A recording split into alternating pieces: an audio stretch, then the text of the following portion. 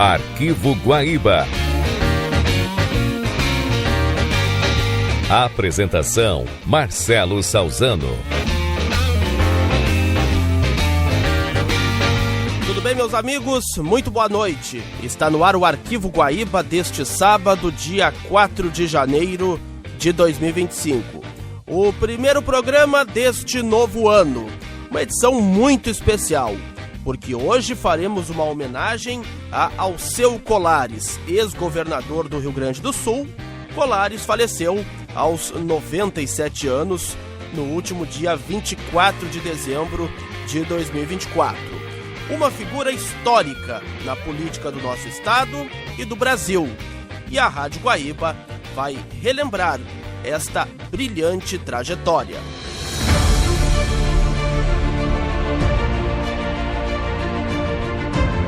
Alceu de Deus Colares nasceu em Bagé, no dia 7 de setembro de 1927.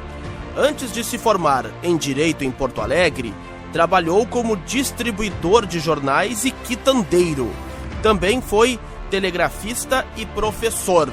Ainda durante a graduação, filiou-se ao PTB.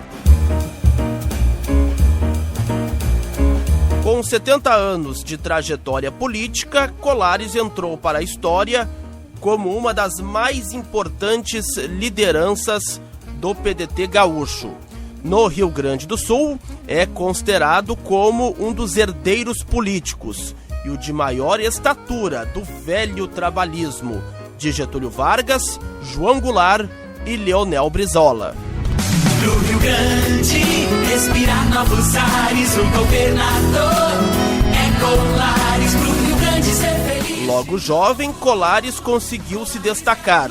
Quando completou 35 anos em 1962, foi eleito vereador na capital pela primeira vez. Em 1965, durante a ditadura e com a implementação do bipartidarismo determinado pelo regime, passou a integrar a sigla de oposição, o MDB.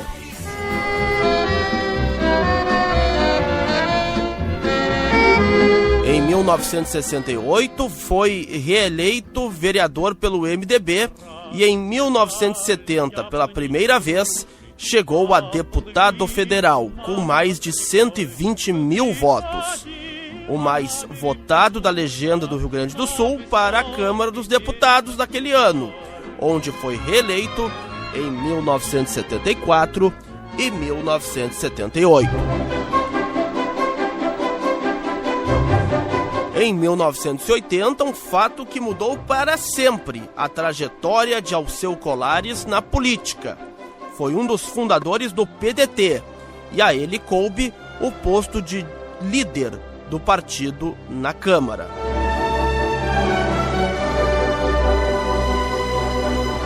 Colares conseguia cada vez mais se destacar. O maior exemplo disso foi, em 1985, disputar a Prefeitura de Porto Alegre e vencer a eleição. No início de 1986, a posse. Acompanhe com o arquivo histórico da Guaíba. Prometo cumprir e fazer cumprir a lei orgânica, as leis da União, do Estado e do município e exercer o meu cargo sob a inspiração do patriotismo, da lealdade e da honra. Declaramos, em nome da Câmara Municipal de Porto Alegre, empossados no cargo de prefeito de Porto Alegre, o Dr. Alceu de Deus Colares, e no cargo de vice-prefeito de Porto Alegre, o jornalista Glênio Pérez. O senhor assume como primeiro prefeito eleito pelo povo em Porto Alegre. Esse é o ato mais importante porque ele se constitui no encerramento de um ciclo de prefeitos nomeados e no início de prefeitos que vão ser escolhidos pelo povo. Ele tem uma significação simbólica muito forte. É o encerramento de um ciclo para o início de um novo ciclo que nós esperamos seja efetivamente de muita fecundidade no campo do trabalho. Existe uma grande expectativa da população em relação ao seu governo e também dos trabalhistas em relação ao seu governo, porque ele significa uma ponte para o Piratini. O que o senhor vai fazer para não frustrar a expectativa dessa população e dos seus companheiros? Um esforço muito grande. A nossa equipe está conscientizada da responsabilidade que tem, dos deveres que deve cumprir, dos compromissos que nós assumimos durante a campanha eleitoral e dessa esperança, dessa expectativa. E nós temos dito que a maneira pela qual o PDT vai tentar ajudar o partido a chegar ao Piratini é uma forma absolutamente diferente das outras. Nós não pretendemos usar a máquina administrativa, ou seja, os equipamentos ou o dinheiro da prefeitura para a realização de campanhas eleitorais buscando comprar a consciência das criaturas. Nós queremos conquistar a consciência do cidadão de Porto Alegre e do Rio Grande através de serviços, através de obras, através do cumprimento dos deveres e dos compromissos que nós assumimos. Eu acho que só esta forma moderna, é esta maneira atual pela qual os partidos podem efetivamente conquistar aquilo que se chama a credibilidade política. Professor Colares, o senhor vai evidentemente buscar uma forma de conciliar os compromissos partidários, como pedetista e trabalhista que é, com os compromissos que assumiu com a população. Não, os compromissos partidários são os mesmos compromissos assumidos com a população. E nós estamos pela primeira vez com um partido que já tem consciência não só dessa responsabilidade, mas da realidade, da situação real da prefeitura. Nós estudamos os problemas de Porto Alegre durante a campanha eleitoral, depois constituímos grupos de trabalho que durante 45 dias nós estivemos estudando 10, 12, 15 horas por dia, eu, o Glênio, os secretários, os presidentes, diretores de autarquias, empresas e departamentos. Depois fizemos um seminário e resultou desse seminário uma série de propostas que devem ser cumpridas a curto, médio e longo prazo. Mais do que isso, pela primeira vez também, alguém entra para uma prefeitura sabendo o que tem que ser feito. Primeiro, para superar as dificuldades da escassez de recursos financeiros. Nós vamos ter que ter mão muito forte, vamos ter que reduzir o máximo os gastos, as despesas. Nós vamos chegar ao ponto de ter que eliminar o cafezinho da repartição pública. O famoso cafezinho do servidor público, e lamentavelmente nós não vamos ter recursos e precisamos economizar o máximo possível para aplicar, para investir na criança, investir no social. Então nós temos consciência disso. Disse que pela primeira vez uma administração tem um prefeito e um vice-prefeito que preparamos cadernos, preparamos um conjunto de providências que cada secretário vai receber amanhã, já sabendo o que tem que ser feito como medidas a curto, médio e longo prazo. As primeiras a curto prazo, prefeito, de saída. Cada secretaria tem um conjunto de medidas e providências. Eu diria, por exemplo, na educação, nós queremos cumprir aquele compromisso assumido perante o povo de que nenhuma criança vai ficar sem escola no mês de março. Nós vamos fazer um esforço muito grande, não só para a reforma de escolas que não têm condições de receber a comunidade escolar, algumas inclusive interditadas, como também vamos fazer um esforço muito grande para construir novas escolas. Nós vamos tentar o pré-moldado, nós vamos buscar, junto ao governador Brizola, a possibilidade de trazer brisolões. Se não for possível os brisolões, se não for possível os pré-moldados de construção rápida, e se não for possível a construção convencional para que em março nós tenhamos possibilidade de absorver toda a demanda de matrícula, nós vamos fazer um movimento comunitário no sentido de pedir a todas as direções de clubes, de paróquias, de clubes sociais, no sentido de nos emprestar os espaços físicos ociosos durante a manhã e durante a tarde para transformá-los em salas de aulas até que possamos ter todas as aulas construídas. Professor Colares, seu compromisso é ficar até o último dia de governo. Alguma outra pretensão eleitoral que seu partido venha a lhe convocar não vai sensibilizá-lo? Esse é um compromisso que nós assumimos com Porto Alegre.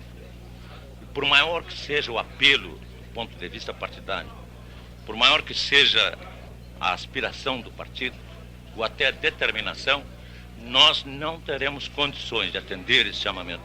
Porque antes nós temos um compromisso, eu e o Glênio, de permanecermos 3 anos à frente da Prefeitura Municipal. E eu sei que o partido não vai fazer isso, sei que a direção do partido também não vai fazer, porque partido e direção e liderança são sensíveis e sabem perfeitamente que não se pode renunciar com 2, 3 ou 4 meses de mandato, porque o povo há de interpretar esta chegada à prefeitura como um trampolim. isto é, como expediente que foi utilizado, como uma manobra que foi utilizada. Nem eu, nem o Glênio, nem os outros companheiros, jamais pensamos nisso. Nós assumimos o compromisso de ficar 3 anos e vamos ficar, se Deus quiser, para iniciar uma vida nova para Porto Alegre.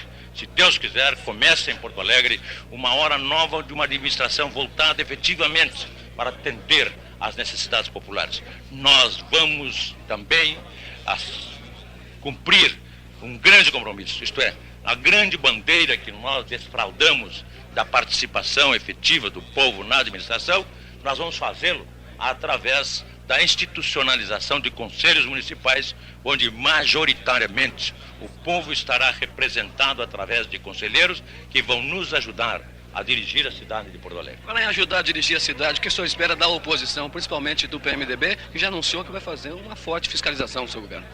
Eu espero, evidentemente, uma forte fiscalização. E tenho mais certeza absoluta de que não só os partidos de oposição aqui na Câmara Municipal, como também os candidatos que se apresentaram nas eleições, cada um com seus projetos, com seus programas, eu e o Glênio vamos visitá-los. Vamos levar a nossa mensagem a cada um, fazer a nossa saudação, e tanto a Câmara como a esses partidos e candidatos, nós vamos solicitar que nos deem sugestões, além da crítica, além da fiscalização, que nós pedimos seja forte. Evidentemente a oposição correta, a oposição sincera, a oposição leal, não a oposição sistemática, porque eu tenho certeza esta não vai acontecer. A oposição sistemática é aquela dos partidos empedernidos, que não têm sensibilidade política e que não querem que nenhum projeto, ainda que ele esteja dirigido para atender às necessidades do povo, o bem público, a oposição sistemática não aprova. Não aprova com o seguinte pretexto: se aprovar esse projeto, o prefeito vai se prestigiar junto ao povo e prejudica o nosso partido. Então, para não prejudicar o seu partido, eles preferem prejudicar o povo. Agora, isso eu tenho certeza absoluta, não vai acontecer em Porto Alegre pelo elevado espírito público de todos os vereadores, de todos os partidos. Você buscará algum tipo de aliança durante sua administração? Nós vamos buscar, sim, entendimento e aliança aqui na Câmara em torno dos projetos que se destinem a atender às necessidades do povo. Mas não formalmente em relação a alguma das bancadas? Não, é possível que aconteça, né? É possível que mais cedo ou mais tarde nós possamos até nos entender com determinada agremiação partidária no sentido de ter apoiamento, conseguir a maioria dos votos dos vereadores. O fato de o senhor ser um prefeito eleito primeiro em 22 anos em Porto Alegre, faz com que o senhor pense que possa conseguir mais recursos junto ao governo estadual, principalmente ao governo federal, do que os prefeitos nomeados? Eu acho que sim. Eu acho que é muito mais fácil ao governador e ao presidente recusar e rejeitar a ajuda a um governo nomeado que não tem compromisso com o povo, do que alguém que, sendo gerado pela vontade popular, vai levar projetos que efetivamente atendam às necessidades da comunidade e, claro, nem o governo estadual nem o federal podem sonegar os recursos disponíveis para o atendimento dessas necessidades. Jair Soares não conseguiu muito e foi eleito, e não conseguiu do próprio governo dele. Pois olha, eu acho que ele está vivendo um outro quadro, né? Acho que ele viveu um quadro, ele era governador no início de um governo que também era do PDS, depois o governo já deixou de ser do PDS para ser da Frente Democrática. Agora, nós não queremos nos comparar com o governo do Estado. Nós vamos ter o nosso caminho, os nossos projetos, nós vamos fazer as nossas exigências, porque não serão exigências pessoais, serão exigências feitas em nome do povo de Porto Alegre. Eu sei que nem o governador e nem o presidente da República hão de querer castigar o povo de Porto Alegre recusando os recursos. Que nós estamos recebendo do povo de Porto Alegre uma missão política, missão difícil, complexa, cheia de espinhos, mas nós temos absoluta convicção de que vamos sair muito bem desta missão. Nós temos certeza absoluta, companheiro Brizola, que daqui a 3 anos vamos olhar para trás e dizer: o PDT passou de novo aqui pelo município. Você já deixou aqui, Brizola, uma obra boa. E quem tem profundas raízes como nós temos, e essa me parece a grande herança do nosso partido, estas raízes encravadas na consciência coletiva da nossa gente, Isto é o que nos permite e que nos dá a certeza absoluta de que nós vamos, companheiro Werner Beck, vamos cumprir com todos os compromissos assumidos. Vamos conviver com esta Câmara aqui, e os nossos compromissos não são demasiados. Não são demasiados, são compromissos simples. Compromissos de melhorar a situação das crianças, dos menores abandonados, dos menores carentes. Compromisso de não ter nenhuma criança sem escola em março. E nós vamos conseguir. Vamos conseguir, se Deus do Senhor quiser. Já andam pedindo lá pro companheiro Brizola uns brizolões aqui para Porto Alegre. Depois vamos conversar com ele, vamos ver se a gente faz um convênio, vamos ver como é que a gente vai conseguir. Se não for possível, vamos trazer, quem sabe, a tecnologia do pré-moldado. Se não for possível, vamos para a construção do convencional. Se não for possível, em março, ter condições de absorver a demanda da matrícula, que vem milhares e milhares de crianças, nós vamos pedir para os donos dos clubes, Brizola, para associações de moradores, para os clubes, para os bailões, todos os espaços físicos que tiveram, Brizola, nós vamos pedir para botar as crianças. Para botar as crianças lá dentro, até que a gente faça a construção das escolas. Não vou fazer nada que a Câmara não esteja efetiva, emocional, material e espiritualmente de acordo. Porque aqui é o grande conselho, Brizola. Esse é o grande conselho da cidade. E como nós queremos que a população efetivamente participe da nossa administração, Brizola, nós vamos fazer um negócio diferente. E só nós podemos fazer. Só nós de Porto Alegre. Porque temos uma consciência política, uma consciência partidária bastante boa, bastante evoluída. Porque já passamos aqui um longo período da nossa história, porque já construímos grandes instituições aqui em Porto Alegre. Nós temos condições, presidente André, de transformar Porto Alegre num laboratório de grandes experiências democráticas. E vamos fazer. Por exemplo, os conselhos municipais, doutor Brizola, que aqui existem e que são majoritariamente constituídos por funcionários da prefeitura, consequentemente, supõe-se fazendo a política do prefeito. Nós queremos que eles sejam majoritariamente integrados por pessoas indicadas pela população de Porto Alegre. Mais do que isso, companheiro. Mais do que isso.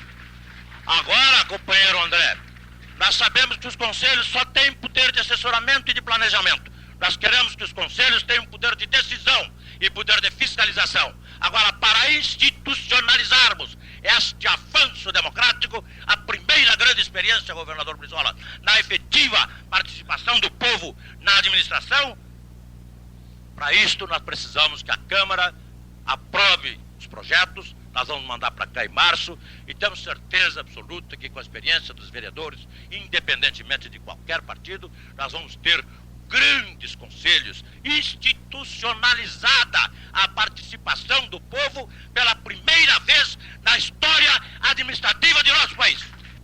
Qual é a ordem? Qual é a palavra de ordem, companheiro Guilherme? Economizar para investir na criança. Economizar para investir na criança. E nós vamos fazer isso, se Deus quiser. Com quem nós vamos fazer isso? Com a Câmara Municipal. O prefeito não faz nada sem a Câmara, companheiro Brizola. Queremos, meus irmãos, ter a liberdade que respeite a autoridade para não se transformar na licenciosidade.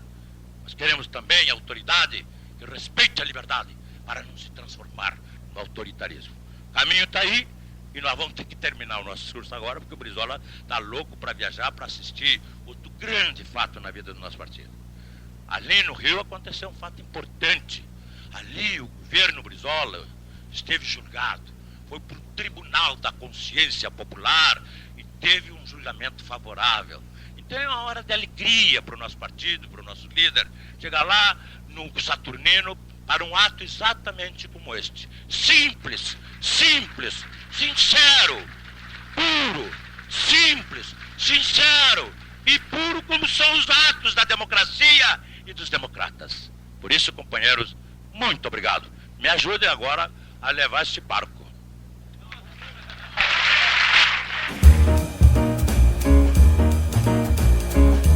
Em 1990, concorreu novamente ao governo do estado, em uma frente que reuniu PDT, PSDB e PCdoB.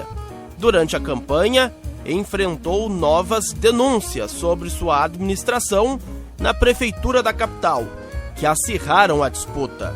Mas com 61% dos votos, venceu a eleição e, enfim, chegou ao governo do estado do Rio Grande do Sul. Microfone da Guaíba à disposição do deputado Germano Bonô para outras considerações e suas despedidas, se for o caso. Bom, gostaria de aproveitar essa oportunidade ainda para dizer aos meus companheiros, aos meus cidadãos, a minha gente do estado do Rio Grande do Sul, que como todo gaúcho hoje é uma fase de muita esperança nesse governo que está por entrar. Vamos fazer as nossas orações para que o Dr. Colares acerte nesses 4 anos que ele tenha pela frente e que a gente tenha um Rio Grande melhor daqui a 4 anos. Muito obrigado, Baldi. Baldi, pronto, fala, Milton. Baldi, aqui Gustavo Mota, Baldi, boa tarde. Gustavo, estamos aqui na frente do Hotel Everest, onde a movimentação de batedores da Brigada Militar já é intensa. Estão apenas aguardando a saída do apartamento 1312 do governador eleito Alceu Colares, que almoçou aqui com sua esposa e assessores, almoçou no apartamento e se prepara para a posse. Há pouco, um dos batedores nos divulgou o itinerário do poder, o trecho que separa Alceu Colares do poder do governo do estado. Ele sai aqui da Duque de Caxias, do Hotel Everest, desce a Fernando Machado, percorre a Fernando Machado atravessando a Borges, entra à esquerda na Espírito Santo, pega a perimetral, sobe a Vasco Alves e pega a Duque de Caxias, rumo ao Piratini, onde vai sumir o governo do estado. Eram as informações por enquanto, Baldi. Obrigado, Poças. O Milton Cardoso no recinto da Assembleia, girando por aí que nem um carrossel. Se localiza, Milton, e fala, por favor. Fala, Milton. Lizemara Prates no acesso de entrada da Assembleia. O Milton Cardoso se perdeu. Fala, Lizemara. Ok, Baldi, nós continuamos aqui então acompanhando. Como já registrávamos anteriormente, cresce a movimentação de pessoas que aguardam a abertura das portas da Assembleia para assistir à solenidade de posse do governador eleito Alceu Colares. Nesse momento, cerca de 150 pessoas já estão aqui em frente à Assembleia Legislativa, principalmente pessoas vindas do interior do Rio Grande do Sul. São caravanas que vieram trazer solidariedade ao governador eleito Alceu Colares neste dia de posse no governo do Rio Grande do Sul. E como já registramos também anteriormente, continua aqui um gaiteiro do CTG de Sapucaia do Sul que está afastando um pouco o mau humor dessas pessoas que já estavam fazendo protesto pelo atraso da abertura das portas da Assembleia. Ele continua aqui tocando gaita, cantando e animando um pouco, então, esses homens, mulheres, até mesmo algumas crianças que já estão por aqui. Essas são as informações, Baldi. Obrigado, Lizemara. Agora com música... Baldi, sim, um momentinho que eu quero comentar com a Lizemara, que com música fica mais fácil. E não esqueçam do cachê do gaiteiro. Pronto, quem é que chamou? É o Milton Cardoso, que não estava perdido. Ele estava simplesmente procurando aqui uma das lideranças do PDT, o deputado Carrion Júnior, que está aqui ao meu lado e que vai nos dizer quais são as expectativas agora com o novo governo do estado. Olha, nós estamos com grandes expectativas. O governador Colares já mostrou a sua capacidade política e administrativa na gestão da Prefeitura de Porto Alegre. Nós, é claro, enfrentamos um quadro muito difícil, um quadro de recessão a nível nacional. Recebemos o Estado, o governador Colares, toda a nossa equipe, recebemos o Estado numa situação sui generis. Eu acho que há mais de 30 anos que não aconteceu de um governador receber o Estado com greve, com funcionalismo atrasado, com injustiças salariais, com todos esses problemas. Então nós estamos muito confiantes. O governador Simão também recebeu o Estado, parece-me que nessas mesmas condições, né? Não, na verdade não havia greve quando o governador assumiu, o governador Simão. O funcionalismo estava em dia. O quadro é pior, sem dúvida alguma o quadro é pior. Mas não interessa nós vermos as dificuldades, o que interessa é nós vermos os desafios que nós vamos responder. O nosso governo, eu tenho certeza, nós estaremos a nossa bancada federal lutando em Brasília para garantir aquela legislação essencial, como a legislação que agora estou encaminhando de contribuição de melhorias para abrir frentes novas de trabalho no Rio Grande do Sul, na área pública, através de um acompanhamento da dívida pública gaúcha, acompanhamento das gestões que o governador Colares e o secretariado, toda a equipe necessitará fazer em Brasília. Estaremos juntos realmente num trabalho que contará com apoio, eu tenho certeza, de todos os partidos na Câmara Federal, especialmente da bancada do PDT. E nós estamos muito confiantes e lutando principalmente para que mude essa política nacional de arroxo, de recessão, que é burrice. O Brasil tem que optar por desenvolvimento. Como nós vamos fazer uma administração, que será uma administração voltada para o desenvolvimento, para o progresso, para o crescimento da nossa economia. E eu quero complementar também essa cobertura que está sendo feita nesse momento, que mostra a força desse evento. Um evento que começa aqui na Assembleia e que nós vamos depois ter o desdobramento no Palácio Piratini. Eu estou vindo aqui, com os deputados federais de todos os partidos, especialmente com a minha bancada, para mostrar a nossa força, o nosso interesse, o nosso empenho para que o Rio Grande do Sul todo, através do governo Colares, cresça e se torne um estado mais respeitável do que é hoje, que nós possamos ter realmente uma política de desenvolvimento para o Rio Grande do Sul. Muito obrigado, deputado Carrion Júnior do PDT, deputado federal, Antônio Carlos Baldi. Maurício, para a tua memória, para o teu registro e para outros, que sirva de base eventualmente para outra entrevista. Sim. O companheiro Maurício Saraiva, entrevistando o governador Guazelli, ouviu desse parte da composição do seu discurso de despedida e quando referirá as dificuldades que o governador Colares deverá enfrentar no início do seu governo. Já foi anunciado que Guazelli fará esse tipo de referências no seu discurso. Milton Cardoso, obrigado. Baldi. Fala. Só para nós registrarmos que nesse momento foi aberta a porta de acesso ao interior da Assembleia Legislativa. O público que se concentrava em frente ao prédio, nesse momento está entrando. Inclusive, o futuro secretário de governo, Matheus Schmidt, nesse momento está entrando no interior da Assembleia Legislativa. Está sendo, nesse momento, convidado a ir por um outro caminho, certamente para onde serão levadas as autoridades e futuro secretário. Saiu, portanto, o secretário Matheus Schmidt, futuro secretário, do meio do público. E nós podemos observar que é bem grande o número de pessoas que está entrando na Assembleia nesse momento. Porque enquanto estavam parados aqui na frente, algumas pessoas ainda não tinham se aproximado. E agora que a porta foi aberta, aumentou o público. Pessoas que estão vindo, inclusive, da Praça da Matriz, pessoas que vêm da frente do Palácio Piratini. Já se formou uma longa fila aqui em frente à Assembleia Legislativa, Baldi. Já se pode perceber também aqui dentro do recinto da Assembleia que essas pessoas que estavam na praça estão já se acomodando aqui nas galerias da Assembleia Legislativa. Nós temos ao nosso lado o deputado Beto Albuquerque, do PSD. Beto Albuquerque ocupará os nossos microfones logo após os comerciais que Naborgo Couto fará. Peças e serviços Volkswagen, carro 0 km e usado, você encontra na Unidos.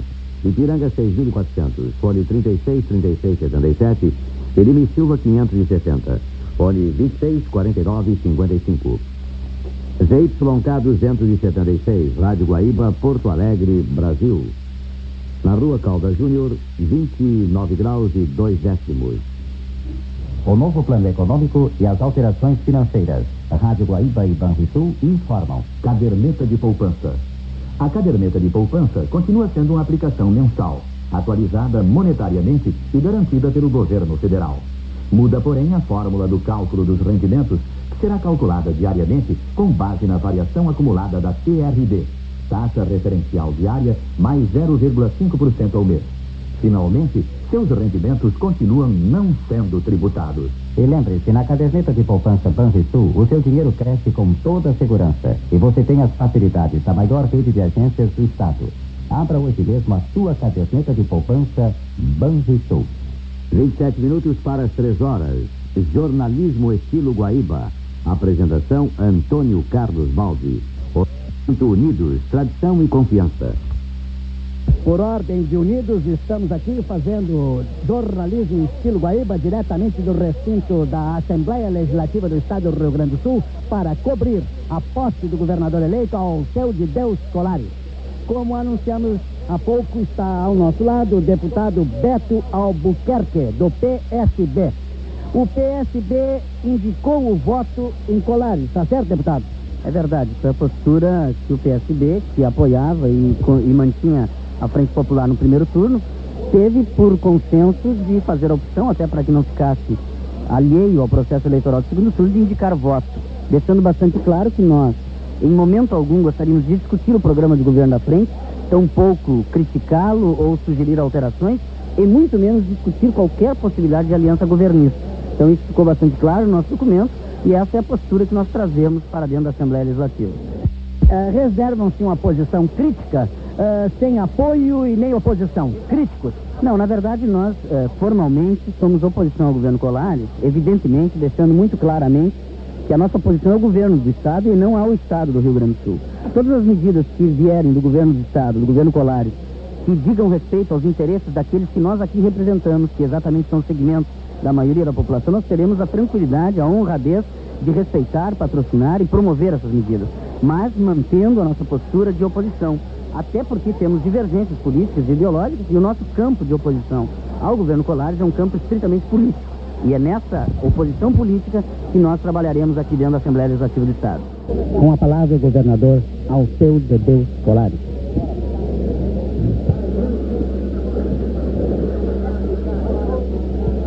Excelentíssimo senhor deputado César Firmes, digníssimo presidente da Assembleia Legislativa, excelentíssimo senhor João Gilberto Lucas Coelho, digníssimo vice-governador eleito do Estado do Rio Grande do Sul, excelentíssimo senhor Dr.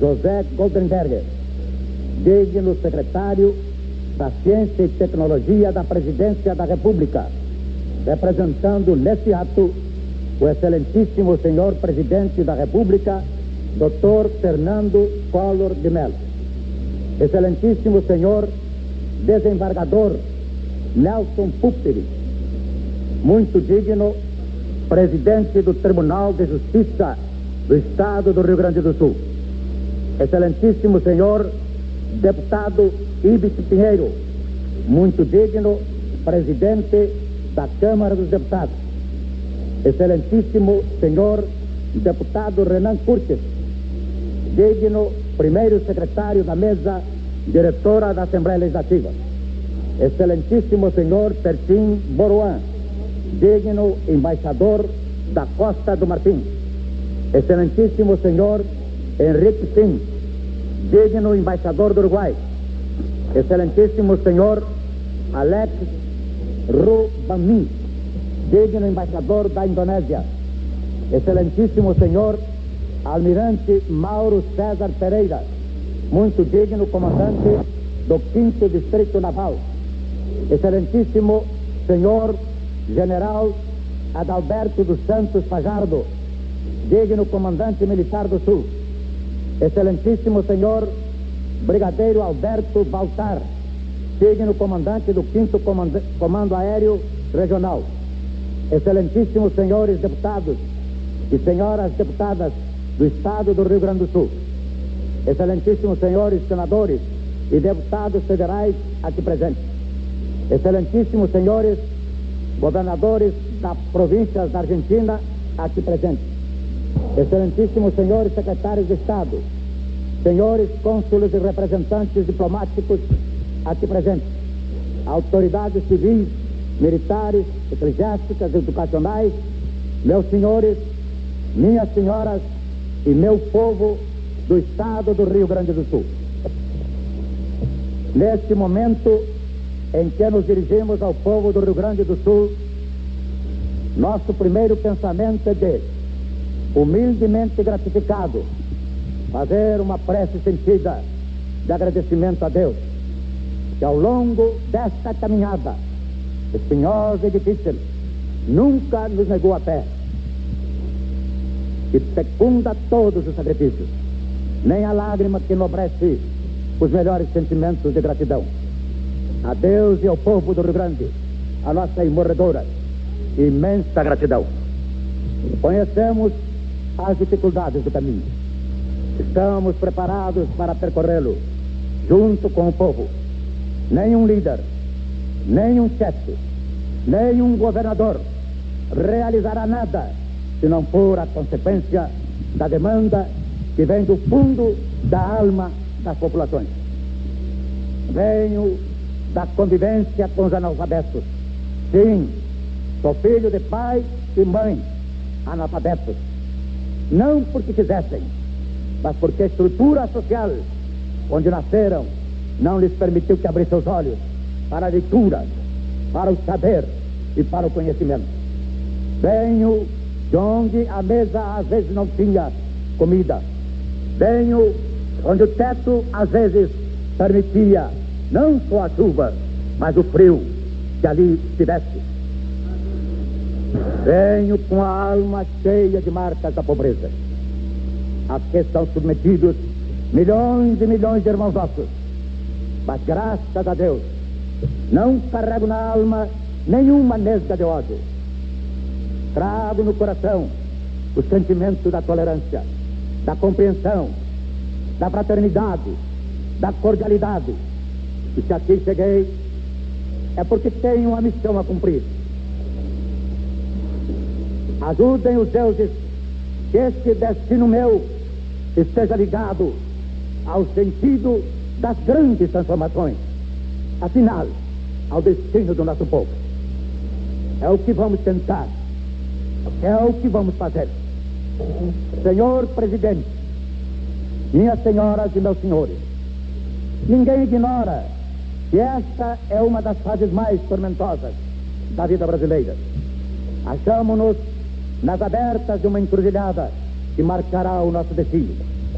Impulsionada pela crise econômica, a consequente fase dinâmica do processo político atinge uma celeridade de difícil, se não impossível, acompanhamento, envolvendo a todos numa névoa de dúvidas e perplexidades.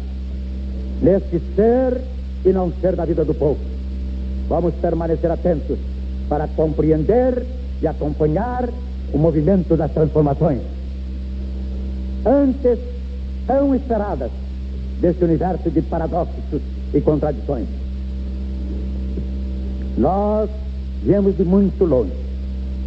Trazemos a marca de duas grandes vertentes que se espraiaram na confluência política que levou Getúlio Vargas ao poder em 1930.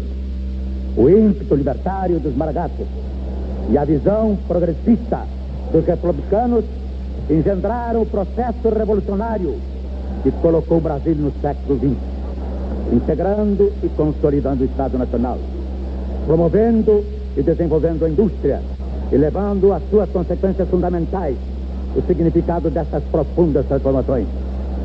Só a partir de Getúlio que a história se conjuga no tempo e no modo da questão social e da participação popular. Na Primeira República, os conflitos sociais eram tratados como uma questão de polícia. Era a política os movimentos, e as revoluções se construíram e se conciliavam ao sabor dos interesses e das opções das velhas oligarquias regionais. A legislação trabalhista de Vargas representou na sua época a elevação da questão social, a dimensão de um problema de Estado e de uma prioridade política. A regimentação sindical das massas urbanas cobrou do velho sistema o preço da participação popular, das grandes definições da política nacional. Sim, minhas senhoras e meus senhores, depois de Getúlio, ainda que os objetivos e os resultados no jogo das elites venham a contrariá-la, não será mais possível ignorar a vontade do povo. Não se inscreverá mais uma página sequer da nossa história que não seja marcada pela participação das forças populares. Vem 1945, com o fim do Estado Novo. A realidade dessa transformação é tão concreta que se cristaliza no movimento social, com Getúlio e, maior do que ele, com o Partido Trabalhista. Inicialmente as suas fileiras foram maciçamente formadas pelos novos participantes do jogo político, os humildes, os trabalhadores, os descamisados de então. Aí estão as nossas raízes, aí está a nossa identidade. A densidade dessa história consolida as nossas fundações. Temos a experiência e o descortínio desta dimensão histórica, larga e generosa de compromisso popular na sucessão dos nossos passos e na evolução do nosso pensamento. E por isso mesmo temos sido precursores no campo das ideias e inovadores na experiência administrativa. Basta lembrar as ideias de Alberto Pasqualini sobre social-democracia, por ele denominadas à época de capitalismo solidário. Basta lembrar a dimensão de estadistas de Getúlio Vargas e de João Goulart. Basta lembrar as realizações do governo Brizola no Rio Grande, a prioridade dada pela vez primeira na República ao processo educacional, com a construção das escolinhas de madeira, que permitiram a massificação e a interiorização da rede escolar. Foram os tempos de realização de grande significado social, a extensão plena às crianças do sagrado direito à educação. Ainda em 1990, foi entrevistado por Flávio Alcaraz Gomes no programa Fórum e respondeu a críticas contra o ministro da Saúde na oportunidade ao Estado sobre o tema. Guaíba e o governador Alceu Colares. Nosso telefone é 243755. Sinal eletrônico vai marcar 11 horas. O programa Fórum Rádio Guaíba vai ser reproduzido a partir da meia-noite de hoje. Temperatura, um lindo dia de verão, 23 graus e 7 décimos. Aqui no Correio do Povo, dá que o governo do estado reage contra o ministro da Saúde. O ministro da Saúde diz que nós estamos aqui totalmente abandonados pela Secretaria de Saúde e que ele tem vergonha de ser gaúcho, confirmou ainda ontem aqui nesse microfone, pelos dados revelados. Agora o governo do estado publica uma matéria paga aqui no Correio do Povo, dizendo que a história é outra. O que o senhor acha da saúde no Rio Grande do Sul, governador Alceu Colares? Eu tenho a impressão que há um excesso do nosso ministro, né? Eu acompanhei como prefeito a presença e a atividade e todas as medidas tomadas pelo secretário Antenor Ferrari como secretário de Saúde. E ocorreram várias campanhas de vacinação. E aparece assim uma crítica como nós estando a zero no campo da vacinação. Eu acho que algumas informações foram transmitidas de maneira equivocada para o ministro da Saúde. Agora também, nem o Estado, nem o ministro Alcine Guerra, pelas dotações orçamentárias que tem, teríamos condições de resolver o problema da saúde pública, que é indiscutivelmente um dos setores mais atrasados no Brasil. Não apenas do ponto de vista do atendimento médico, hospitalar, odontológico, ambulatorial, mas também até dos profissionais da área. O tipo de tratamento que hoje a Seguridade Social dá aos médicos, aos enfermeiros, a Seguridade tem que perguntar, o ministro é meu amigo, né? Era nosso aqui, foi deputado comigo, né? Pois é, o colega, né? Nós temos que perguntar o quanto é que estão pagando pelo leito do hospital particular. Eles pagam 1/3 do valor. Se tanto. Se tanto. Olha, e o que faz? Leva, há exceções, mas leva naturalmente ao superfaturamento, né? Há uma quantidade de artifícios, de artimanhas que os hospitais utilizam, sempre recebendo com atraso. Então nós precisamos restabelecer uma discussão assim boa, embasada na realidade do campo da saúde pública brasileira, com essa consciência. O melhor caminho ainda é o entendimento, o melhor caminho é conhecer as realidades. Eu aqui, com relação ao governo do Estado, não concordo, porque como prefeito eu sou testemunha de que na Secretaria de Saúde havia um esforço para atender, na plenitude não digo, mas dentro das possibilidades, as demandas no campo da saúde pública. Doutor Alceu Colares, o senhor ao dar nota 8 para o presidente da República, acenou com aproximação. Vai procurá-lo? Eu acho que o problema desta nota, ela foi muito bem colocada, até no sentido de que se consiga uma compreensão, uma abertura, um espaço para o entendimento nacional. Para que ele sinta, o presidente da República, um governador eleito pela oposição, não tem, evidentemente, a intenção de fazer oposição sistemática, de buscar aquela tese, aquela colocação política, quanto pior, melhor, absolutamente não é por isso, né? Então, dentro do contexto que eu dei, o 8 não representa 5, porque eu dei 14 para o Brizola, né? Eu ultrapassei os limites, os parâmetros convencionais de dar nota, né? Eu fui até, digamos assim... Brasília, quanto é que o senhor deu? 7. Para ele 8, para o Brizola 14, né? Por que 14 para o Brizola? Porque eu considero que o Brizola, se estivesse na presidência, nós estaremos numa outra situação. É um líder com uma experiência maior, com conhecimento maior, com uma visão melhor do que o presidente Collor. Foi por isso que eu dei, né?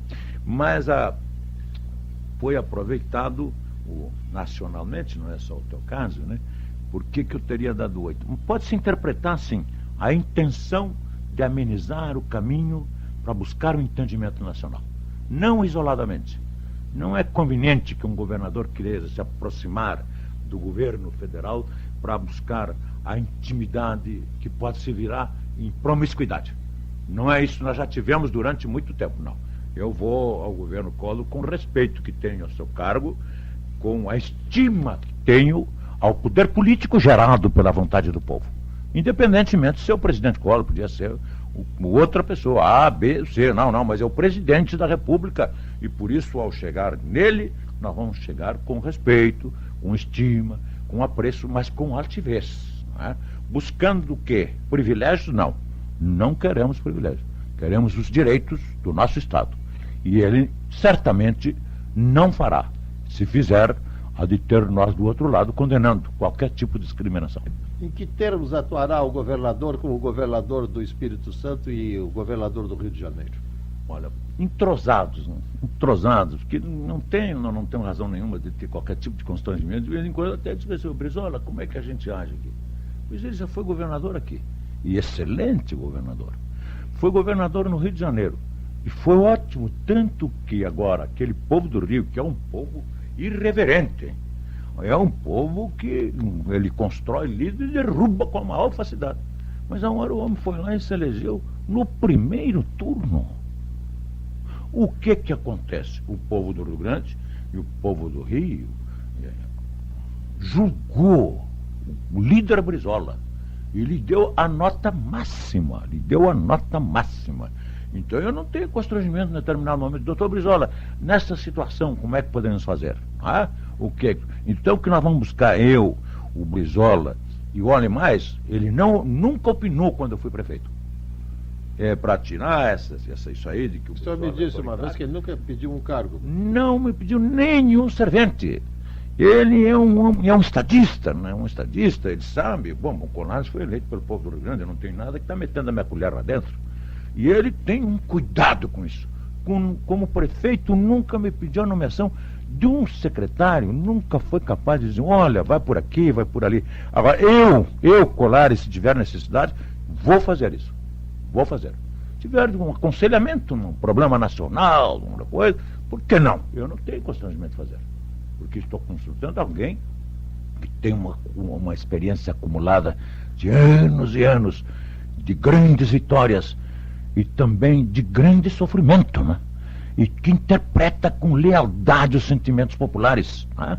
Então o Albuíno lá, que é do Espírito Santo, eu, o Brizola e o Albuíno, vamos constituir um grupo de governadores que vamos discutir antes e vamos chegar sempre a nível nacional juntos, com as mesmas teses, com as mesmas formulações e com as mesmas posições.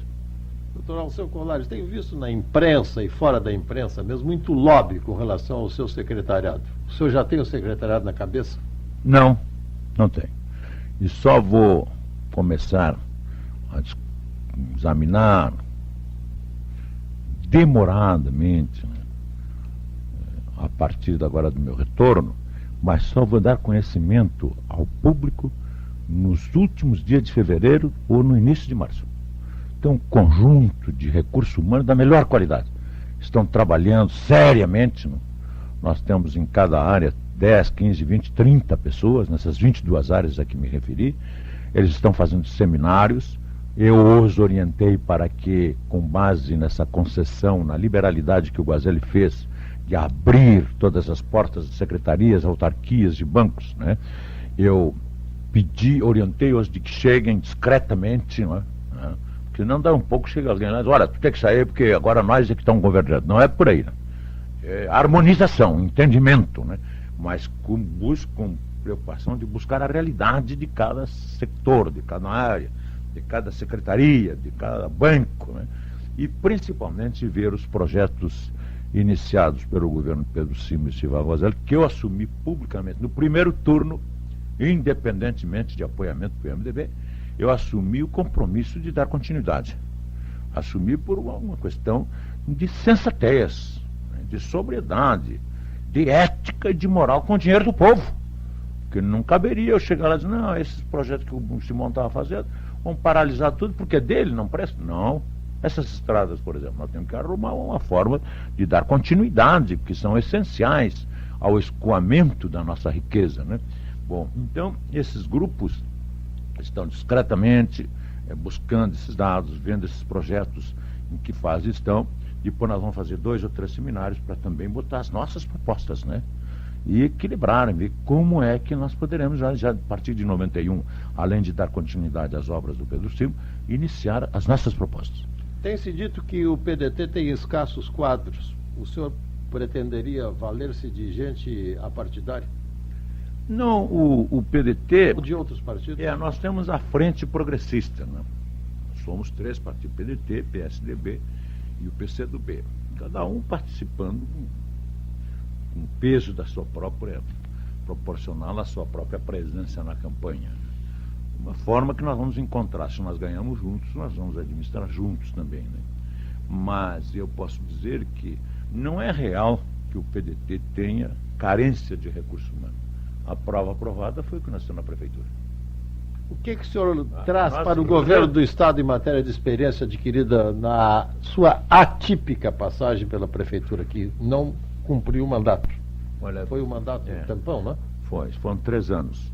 Foi uma espécie, assim, de mestrado que nós fizemos na Prefeitura, né? De curso de aperfeiçoamento, de preparação de recursos humanos. Foi a mais bela experiência em termos de administração pública que o PDT fez, até porque ele estava há 30 e tantos anos fora do governo. Então nós preparamos bons quadros nesta passagem pela Prefeitura, né? 3 anos, e mostramos que não é verdade. Não é verdade a afirmação de que o PDT não tem recursos humanos. Tem recursos humanos da melhor qualidade. E os recursos humanos dependem muito do comando. Você tem um bom administrador, um bom prefeito, um bom governador, às vezes tem um recurso humano com uma ou outra carência, mas ele é completado pela... Nós administrávamos em equipe, né? Quinzenalmente, eu tinha no meu gabinete um computador para planejar projetos, né? Começar a execução, acompanhar o desempenho de cada secretário na realização desse projeto, e tinha um controle de tudo. Chegou um momento que eu não precisava mais de computador, eu tinha tudo na cabeça, né? Aí quando chegava na reunião, eu digo: Flávio, você é aí da saúde, como é que estão as coisas? E aquele projeto? E o outro? E o outro? E o outro? Como é que estão? E eu digo: não, eu quero que você me traga o resultado. E assim em cima. Então fizemos um trabalho de equipe muito forte. Tão forte que cada um dedicava assim de 10 a 12 horas por dia, e às vezes trabalhando sábado e domingo. E é o que nós vamos fazer, porque 4 anos passam com uma rapidez aqui, 4, com enorme rapidez. Caso contrário, a gente chama depois de 3 meses assim: bom, olha, eu ainda estou tomando pé, não tomei pé, 6 meses, ainda não tomei pé, e fica sem tomar pé, né? E passa às vezes todo o mandato sem tomar pé. Em 1998, 4 anos depois de deixar o comando do Estado, se elegeu ao 4º mandato para deputado federal. Em 2000, voltou a se candidatar ao Piratini, mas perdeu no 2º turno para Tarso Genro, do PT. A última tentativa foi em 2006, mas ficou apenas na 5ª colocação no pleito.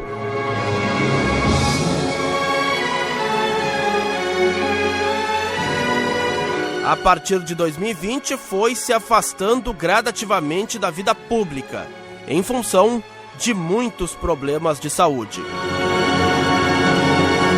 E o homem é coração, é verdade, é trabalho, é competência, é seriedade. Alceu de Deus Colares deixa uma marca na história do Rio Grande do Sul, sendo lembrado não apenas como político, mas como um homem de coragem, humildade e dedicação ao povo gaúcho. Sua trajetória é um testemunho de superação e liderança, e seu exemplo continuará vivo, inspirando gerações futuras. Para fazer mais, para fazer melhor, Colares para... Arquivo Guaíba, mesa de áudio Rafael Baldez. Edições Guilherme Silveira. Coordenação de esporte Rafael Pfeiffer. Gerência de jornalismo e esporte Rafael Sequim. Direção geral de Claudinei Girotti. Voltamos no próximo sábado com mais um Arquivo Guaíba. Boa noite.